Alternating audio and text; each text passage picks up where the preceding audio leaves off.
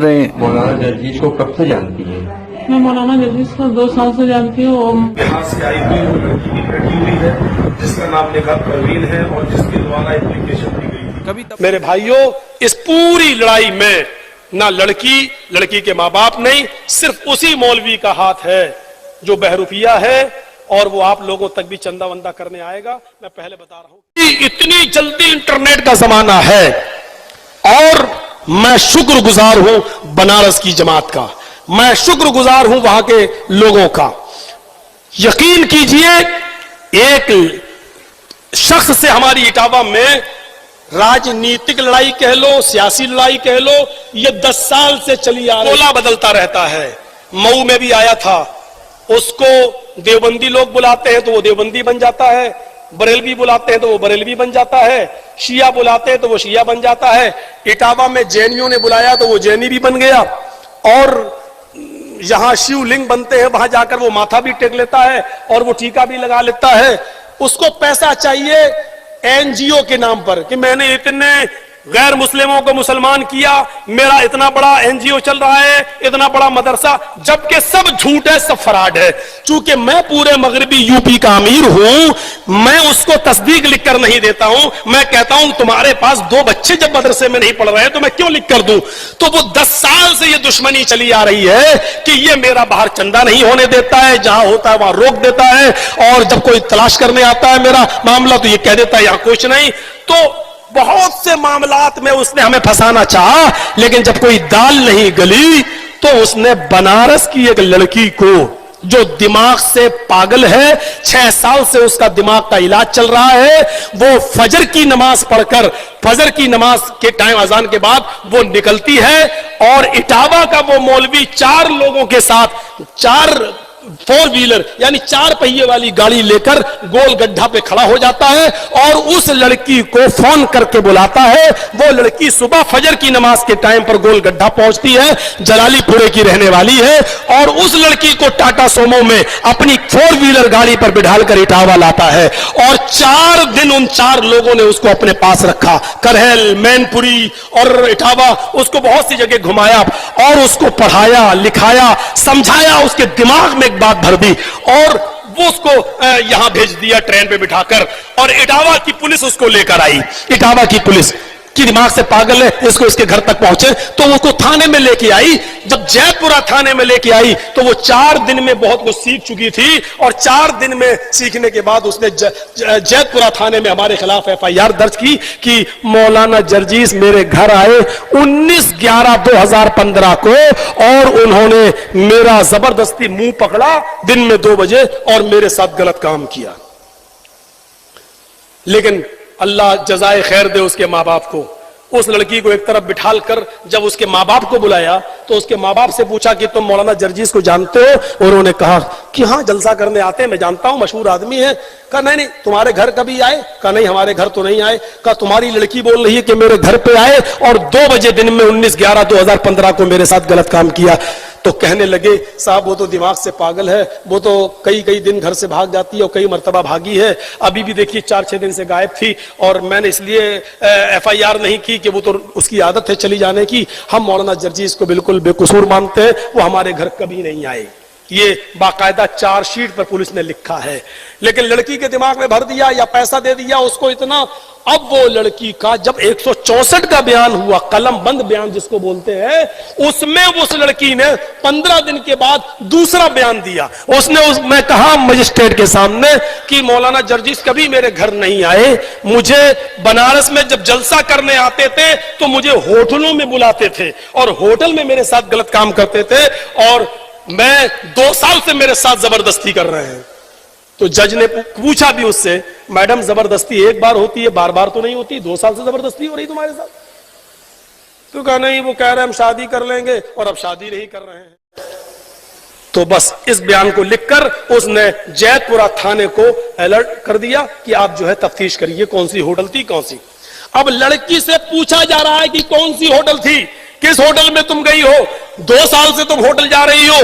तो लड़की का बयान है जो चार्जशीट पर लिखा हुआ है कि मैं होटल जानती नहीं हूं, पहचानती नहीं हूं, और अगर मुझे होटल तक ले जाया गया तो मैं होटल पहुंच भी नहीं पाऊंगी। अरे 2 साल से तुम जा रही हो तो होटल नहीं? कहा नहीं मैं नहीं जानती होटल कौन सी थी, मैं भूल गई।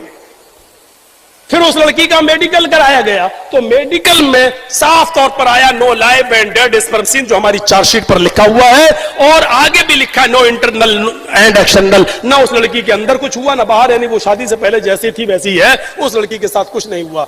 लेकिन मैं अरेस्ट स्टे ले चुका था। गलत अफवाह है कि इस्लाम मुसलमानों का धर्म है। ये योगी मोदी आज जो चुनाव के मौके पर हिंदू मुस्लिम कर रहे हैं ना, और देख लीजिए कासगंज यूपी में पुलिस कस्टडी के अंदर एक मुसलमान को मार दिया गया, सिर्फ माहौल बनाने के लिए। यूपी जो चुनाव आ रहा है वो बनाने के लिए ये हिंदू मुस्लिम अगर ये अपनी किताबें पढ़ लें, योगी जी बड़े भक्त बनते हैं राम के और राम मंदिर बनवा रहे हैं अयोध्या में, अगर अपनी किताबें पढ़ लें, अपनी किताबें, तो यकीन मानिए इस्लाम से मोहब्बत करने लगेंगे। क्योंकि इस्लाम ये मुसलमानों का धर्म है ही नहीं, सिर्फ ये उनका भी धर्म है। इसी दीन और इसी धर्म को रामचंद्र जी ने भी पेश किया है, कृष्ण जी ने भी पेश किया है। ये सिर्फ मुसलमानों का नहीं है। हमने कब कहा है कि मोहम्मद सल्लल्लाहु अलैहि वसल्लम जो इस्लाम लाए वही नहीं? अल्लाह ताला खुद कह रहा है मोहम्मद सल्लल्लाहु अलैहि वसल्लम आपको मैंने कोई नया धर्म नया दीन नहीं दिया है। आपसे पहले भी जो नूह अलैहिस्सलाम आए थे उनको भी यही दीन दिया था, और नूह के बाद जो इब्राहिम, मूसा और ईसा, मोसेस और जीसस जो आए उनको भी हमने यही दीन देकर भेजा। उन लोगों ने जब दीन में गड़बड़ी पैदा की तो उसकी इस्लाह के लिए वही दीन हमने असली शक्ल में आपको देकर भेजा है। क़ुल या अहलल किताबी तालू इला कलिमतिन सवाइम बैनना व बैनकुम अल्ला नअबुद इल्लल्लाह। आए मोहम्मद सल्लल्लाहु अलैहि वसल्लम आप ऐलान कर दीजिए, आप दुनिया वालों को बता दीजिए, आप दुनिया वालों से कह दीजिए, आप यहूदियों से और ईसाइयों में ऐलान कर दीजिए, या अहलल किताब, आए अहले किताब, आए तौरात वालों, जबूर वालों, इंजील वालों, आए यहूदियों, आए ईसाइयों और आए दाऊद अलैहिस्सलाम के मानने वालों, तालौ इला कलिमतिन सवाइम बैनना व बैनकुम, आओ एक ऐसे कलमे की तरफ। देखिए कुरान क्या कह रहा है, तालौ इला कलिमतिन सवाइम बैनना व बैनकुम, आओ एक ऐसे कलमे की तरफ, आओ एक ऐसे मूल मंत्र की तरफ जो हमारे और तुम्हारे दरमियान बराबर है। यानी वही कलमा आए यहूदियों तुम्हारा भी है, वही कलमा ईसाइयों तुम्हारा भी है। और देख लो मूसा अलैहिस्सलाम जब रसूल बनकर दुनिया में आए तो उनका कलमा था ला इलाहा इल्लल्लाह, मूसा रसूलुल्लाह। नूह अलैहिस्सलाम को जब पहले रिसालत मिली तो उनका भी कलमा था ला इलाहा इल्लल्लाह, नूह रसूलुल्लाह। ईसा अलैहिस्सलाम आए तो उनका कलमा था ला इलाहा इल्लल्लाह, ईसा रसूलुल्लाह। देख रहे हैं आप, नूह आए तो कलमा नहीं बदला गया, सिर्फ दूसरा जुमला बदला जा रहा, बस ला इलाहा इल्लल्लाह तीनों का एक ही रहा, ला इलाहा इल्लल्लाह नूह रसूलुल्लाह। मूसा जब आए तो पढ़ा गया ला इलाहा इल्लल्लाह मूसा रसूलुल्लाह, ला इलाहा इल्लल्लाह नहीं बदला जा रहा है। ईसा जब आए तो पढ़ा जा रहा है ला इलाहा इल्लल्लाह ईसा रसूलुल्लाह। कलमा पहला मंत्र नहीं बदला गया, रसूल के एतबार से दूसरा जुज बदला गया। जब इस्लाम आया, मुहम्मदुर रसूलुल्लाह आखिरी नबी बनकर आए तो आपने भी उसी मूल मंत्र को बाकी रखा, ला इलाहा इल्लल्लाह मुहम्मदुर रसूलुल्लाह। पहला मंत्र नहीं बदला गया। और हिंदू भाइयों में भी पहला मंत्र वही है, एकम ब्रह्मादित्य नास्ति नास्ति किंचन, एक ही ब्रह्मा है दूसरा नहीं। बल्कि पंडित जब मरता है तो मरने से पहले अपने बेटे को ला इलाहा इल्लल्लाह पढ़ने की वसीयत करता है। मरने से पहले कहता है मेरे बेटे तू भी मरने से पहले ला इलाहा पढ़ लेना, जिसको हम वेदों की जबान में अनकही कहते हैं। ला इलाहा हरण पापन इल्लल्लाह परमपिदम। मेरे बेटे मरने से पहले ला इलाहा पढ़ लेना, हरणे पापन, जब तू ला इलाहा इल्लल्लाह पढ़ेगा तो तेरे पाप हरण हो जाएंगे, तेरे पाप मिट जाएंगे। ला इलाहा इल्लल्लाह पढ़ोगे तो तुम्हारे पाप धुल जाएंगे, मिट जाएंगे, खत्म हो जाए, यानी इस्लाम लाने से पाप मिट जाते हैं। इन्नल इस्लाम यहदिमु मा कान क़ब्ला, जो इस्लाम कबूल कर लेता है, कलमा पढ़कर इस्लाम की शीतल छाया में आ जाता है, उसके इस्लाम लाने से पहले जितने भी गुनाह हैं सारे के सारे गुनाह माफ कर दिए जाते हैं, उसके गुनाह बख्श दिए जाते हैं। ये इस्लाम का भी कलमा है। कौन कहता है कि इस्लाम सिर्फ मुसलमानों का धर्म है? कौन सी चीज ऐसी है जो हम करते हैं और आपके यहां नहीं है? बताइए। हम कलमा पढ़ते हैं, आप भी ब्रह्म सूत्र पढ़ते हैं, हम ला इलाहा इल्लल्लाह पढ़ते हैं, आपके यहां पर भी ला इलाहा इल्लल्लाह है। ला इलाहा हरणे पापन इल्लल्लाह परम पिदम, ये क्या है? एकम ब्रह्मा द्वितीय नास्ते नास्ते किंचन, ये क्या है? हम नमाज पढ़ते हैं, आपके यहां पर भी साष्टांग है। 8 अंगों को जमीन पर रखो, 8 अंगों को जमीन पर रखो, यानी नाक और माथा 2, 2 हाथ 4, दोनों घुटने 6 और दोनों पैर 8, यानी सजदा करो। हमारे यहाँ नमाज है तो आपके यहाँ साष्टांग है, यानी सजदे का जिक्र आपके यहाँ पर भी है। बल्कि कृष्ण जी ने अर्जुन को 5 वक्त की नमाज पढ़ने का हुक्म भी दिया श्रीमद् भागवत गीता के अध्याय 6 मंत्र नंबर 10 में। योगी युज्जित सततमात्मानं रासिस्थिता एकाकी अच्युतात्म निराशीर परिग्रह। जब तुम ईश्वर की पूजा करने खड़े हो तो पूरे शरीर का योग कर लो, पूरे शरीर की एक्सरसाइज कर लो। हृदय नमः, सीने पे हाथ रख लो, हृदय दिल नमः, सर को झुका लो, सजदे की जगह पर हृदय दिल हाथ। हिंदू को देखते हो आप, ऐसे करता है, मूर्ति के सामने खड़ा ऐसे, ओम भूर्भुवः स्वः। किसी हिंदू को आपने ऐसे ऐसे नहीं देखा होगा, ऐसे ही देखा होगा। क्यों? दिल से इबादत या दिल से पूजा। ये हृदय, जब ईश्वर की पूजा करने खड़े हो तो दिल पर हाथ रख लो। हम लोग भी अल्लाह अकबर कहकर यहाँ हाथ रख लेते हैं, जो लोग जहाँ रखते हैं हमें उनसे कोई एतराज नहीं है, लेकिन इबादत दिल से होती है, इस बात को याद रखिए। हृदय नमः, अपने सीने पर हाथ रख लो। अर्जुन कह रहे हैं, कृष्ण कह रहे हैं अर्जुन से, कृष्ण जी अर्जुन से, सतत महात्मानम, और हमेशा पढ़ते रहना, कभी छोड़ना नहीं। राशि स्थित, एक दिन छोड़ दोगे धर्म से हट जाओगे। अल्लाह के नबी ने क्या कहा? मन तरक सलात मुतअम्मिदन फकत कफर, जिसने कसदन जानबूझकर एक वक्त की नमाज छोड़ी उसने कुफ्र किया। एकाकी अच्युतात्मा निराशीर परिग्रह, एक अल्लाह के सामने खड़े हो जाओ, यच्युतात्मा, अपनी आत्मा को वहीं लगा दो, इधर उधर मत देखो। ऐसे नहीं। हम लोग क्या करते हैं? अब तो बहुत से लोग ऐसे करने लगे। अल्हम्दुलिल्लाह रब्बिल आलमीन अर्रहमानिर रहीम। अब कहीं इमाम साहब ने अगर कहीं लंबी सूरत पढ़ दी, अलिफ लाम मीम ज़ालिकल के, तो चौंक जाएगा, है ये तो बहुत लंबी सूरत है, फिर ऐसे घड़ी देखेगा। आजकल ये हो रहा है। कभी कभी तो ऐसे भी देख ले, ऐसे भी हो जाते हैं।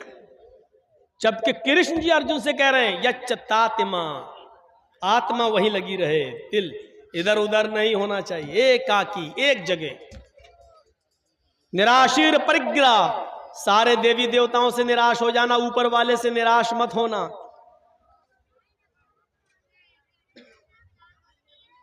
महीदेवस्य सवितु परिष्टुति वसुर्दयमाना नय सुपथराय अस्मान, और उसमें ये मंत्र पढ़ना, महीदेवस्य सवितु परिष्टुति, मही मनी महान है हमारा देवता, देवस्य हमारा देवता, महीदेवस महान है हमारा देवता, सवितु जिसके लिए सारी की सारी परिष्टुति तारीफ प्रशंसा है, महान है हमारा वो देवता जिसके लिए सारी की सारी प्रशंसा सारी की सारी तारीफ है। हम लोग क्या पढ़ते हैं? अल्हम्दुलिल्लाहि रब्बिल आलमीन, तमाम तारीफें उस अल्लाह के लिए हैं जो दोनों जहान का रब है। कृष्ण जी कह रहे हैं ये पढ़ो, हमारे यहां भी वही पढ़ा जा रहा है। कृष्ण जी कहते हैं अर्जुन बसुर दयामाना, उसके बाद कहो वो बड़ा दयालु और कृपालु है। हम लोग क्या पढ़ते हैं? अर्रहमान अर्रहीम, वो बड़ा ही मेहरबान इंतहाई रहम करने वाला है। कृष्ण जी कहते पढ़ो नए सुपथराय आसमान, सुंदर पथ मानी रास्ता, राय मानी चलाना, आसमान हमारे फायदे के लिए। हाय प्रभु, हमको हमारे लाभ हमारे फायदे के लिए सूपा था, सुंदर रास्ते पर चला, हमको हमारे लाभ के लिए फायदे के लिए अच्छे रास्ते पे चला। हम और आप क्या पढ़ते हैं? इहदिना सिरातल मुस्तकीम, हाय अल्लाह हमको सिराते मुस्तकीम पर, सीधे रास्ते पर चला। कृष्ण जी के जो कह रहे हैं वही हमारे नबी ने भी कहा है। इसीलिए मैं कहता हूं कि हिंदू मुस्लिम की राजनीति करने वाले अगर अपनी किताबें पढ़ लें तो कभी इस्लाम से नफरत नहीं करेंगे, मुसलमानों से नफरत नहीं करेंगे। उनके बस में नहीं है नफरत करना अगर वो किताबें पढ़ लें। जैसे हम इस्लाम पढ़ने के बाद और हिंदू धर्म की किताबें पढ़ने के बाद किसी हिंदू से नफरत नहीं कर सकते, क्योंकि हमारा कुरान कहता है एक मनुष्य को, एक नफ्स को अगर किसी ने कत्ल कर दिया तो वो पूरी दुनिया का कातिल है। मन कतल नफ्सन बिगैरि नफ्सिन औ फसादिन फकअन्नमा कतल अन्नास जमिया, जिसने दुनिया में किसी एक मनुष्य को, चाहे वो हिंदू हो या मुसलमान, सिख हो या ईसाई, किसी भी धर्म का, किसी भी जाति का, किसी भी मजहब का मानने वाला हो, अगर आपने किसी को कत्ल कर दिया तो एक इंसान को कत्ल नहीं किया, पूरी दुनिया की इंसानियत को कत्ल कर दिया, पूरे विश्व की इंसानियत को मार डाला, पूरे मानवता का, पूरी इंसानियत के आप कातिल हैं, एक को नहीं मारा है आपने।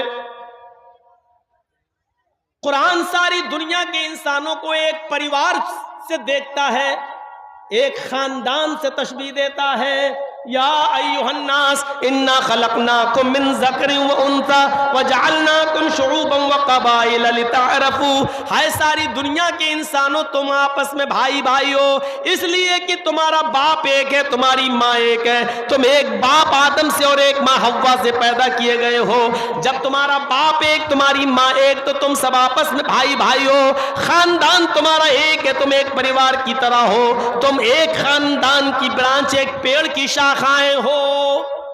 दीजिए, कुरान हम सबको एक खानदान से, एक परिवार से जोड़ रहा है और कह रहा है कि तुम सब आपस में एक दूसरे के भाई हो, तुम सब आपस में एक दूसरे, एक ही माँ और एक ही बाप के बेटे हो।